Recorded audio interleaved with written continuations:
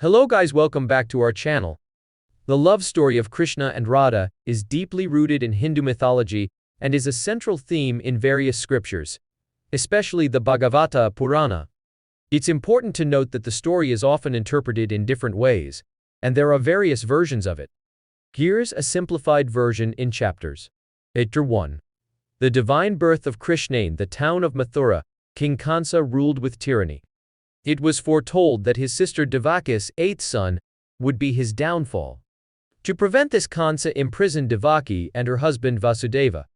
However, divine intervention occurred, and when Krishna was born, Vasudeva managed to take him to the village of Gokul, where he was raised by Yashoda and Nanda. Long ago, in the kingdom of Mathura, ruled the tyrannical King Kansa. His sister Devaki was married to Vasudeva. When an oracle foretold that Kansa's eighth nephew would be his downfall, Kansa was consumed by fear and anger. In a fit of paranoia, he imprisoned Devaki and Vasudeva, determined to thwart destiny. As the days passed, Devaki and Vasudeva languished in prison. Every time Devaki conceived, Kansa would ruthlessly kill her newborn child. The dungeons echoed with the cries of grieving parents, and the land was shrouded in darkness. But destiny had other plans. When Devaki became pregnant for the eighth time, a divine intervention occurred. Lord Vishnu himself appeared before Vasudeva and Devaki and reassured them. He revealed that he would be born as their son and instructed Vasudeva to take him to the village of Gokul, where Nanda and Yashoda, a cowherd couple, lived. Vishnu assured them that he would protect the child. On the stormy night of Krishna's birth, the prison doors magically opened, and the guards fell into a deep sleep. Vasudeva, carrying the newborn Krishna in a basket, traversed the raging Yamuna river, guided by divine lights. When he reached Gokul, he exchanged Krishna with Yashoda's newborn daughter and returned to the prison. The next morning, Kansa was informed that Devaki's eighth child had escaped. In a fit of rage, he sent his demons to kill all newborns in Mathura. However, baby Krishna had safely reached Gokul, where he would grow up under the loving care of Yashoda and Nanda. Thus, in the humble village of Gokul, amidst the simplicity of cowherds and the serenity of nature, began the divine journey of Lord Krishna, the eighth avatar of Lord Vishnu. The story of Krishna's childhood exploits and his eventual role in the Mahabharata and the Bhagavad Gita would unfold, leaving an indelible mark on Hindu mythology and philosophy. Chapter 2.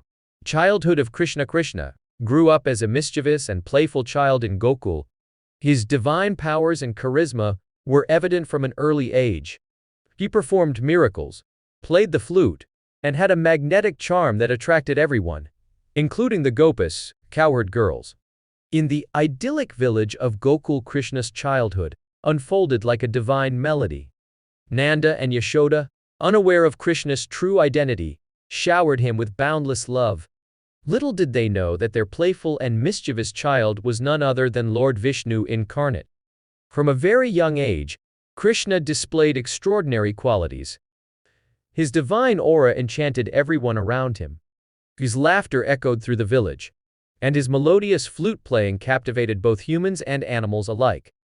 Gokul became a haven of joy and love, blessed by the presence of the divine child. As Krishna grew, his pranks and miracles became legendary. He lifted the Govardhan hill on his little finger to protect the villagers from the wrath of Lord Indra's rains. He defeated the serpent Kaliya, who had poisoned the Yamuna river, and danced on the serpent's multiple hoods. The young cowherd stole butter from the houses of Gokul, endearing himself to the village folk with his innocent mischief. Krishna's childhood friends, the cowherd boys, and his beloved cows were his constant companions. Together, they explored the lush forests of Vrindavan, played joyous games, and reveled in the bliss of Krishna's divine presence. His charisma and charm were so potent that even the Gopas, the young cowherd girls, were drawn to him with unyielding devotion. The divine tales of Krishna's childhood spread far and wide. The people of Gokul began to realize that their beloved Krishna was no ordinary child, but a manifestation of the divine. Yet, the residents of Gokul continued to cherish him as their own, embracing the extraordinary with simplicity and love. The flute, always present in Krishna's hands, became the symbol of his divine music that touched the hearts of all who heard it. It is said that the sound of Krishna's flute could mesmerize even the stones and trees, making them dance in ecstasy. As Krishna navigated the challenges of childhood, his divine purpose began to unfold. The residents of Gokul were blissfully unaware that their playful and enchanting child would eventually play a pivotal role in the cosmic drama of the Mahabharata, leading to the profound teachings of the Bhagavad Gita. Thus, in the charming village of Gokul, amidst the laughter of children, the lowing of cows, and the rustling of leaves, Krishna's divine childhood set the stage for the epic journey that would follow, a journey that would inspire millions and become an eternal source of wisdom and devotion. As Krishna's childhood advanced, his divine escapades became increasingly enchanting. The residents of Gokul marveled at his supernatural feats and the aura of divinity that surrounded him. One of Krishna's most iconic episodes was the lifting of the Govardhan hill.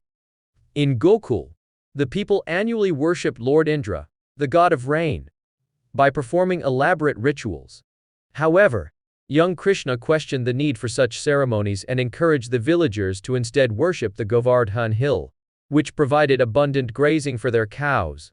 In a demonstration of his divine power, Krishna effortlessly lifted the colossal hill on his little finger, providing shelter to the entire village from Indra's furious rains. Krishna's encounter with the serpent Kaliya was another mesmerizing tale.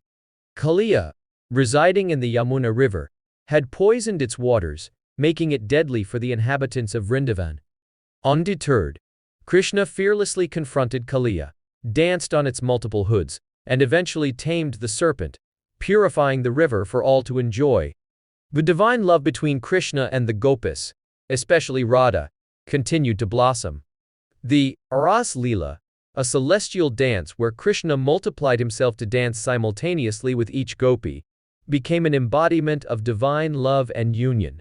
The Ras Leela symbolized the connection between the individual soul and the Supreme Soul, showcasing the divine dance of cosmic love. Krishna's penchant for stealing butter, locally known as Makhan Kaur or the butter thief, added a touch of innocence and mischief to his divine persona.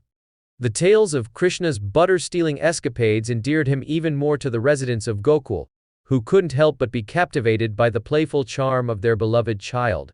His childhood, filled with miracles and endearing exploits, served as a prelude to the grand narrative that would unfold later in his life, the Mahabharata, where he would guide Arjuna through the philosophical teachings of the Bhagavad Gita.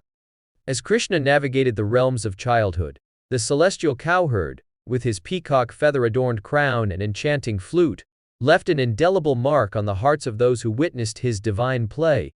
The tales of his childhood continue to be cherished, celebrated, and passed down through generations, reminding devotees of the profound lessons and timeless wisdom embedded in the enchanting saga of Lord Krishna.